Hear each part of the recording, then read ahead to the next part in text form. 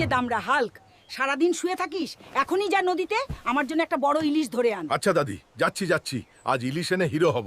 আজ দাদি আমাকে দামড়া বলে অপমান করলো, আজ ইলিশ নিয়ে ফিরেই দেখিয়ে দেব। এই পেট মোটা মানুষ, এটা আমার নদী, সরে যা, না হলে তোকে শেষ করে দেব। ওই সাপের বাচ্চা, ইলিশটা আমি নেব, বুঝলি? তুই আমার কি করবি রে, মোটা হাল্ক? দাদির ইলিশে হাত দিলে উত্তম মধ্যম দুটোই দিব। হাল্ক ভাই, ইলিশ নাও। তোর চোখে কিন্তু সুবিধার ভাব দেখতেছি।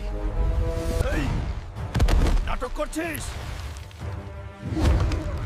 দাদির ইলিশ নিয়ে কেউ খেলতে পারবে না।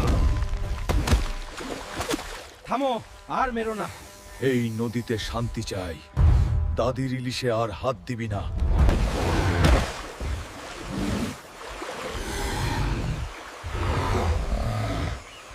দাদি, তোমার ইলিশ রেডি। এবার বুঝলাম তুই সত্যই আমার হিরো।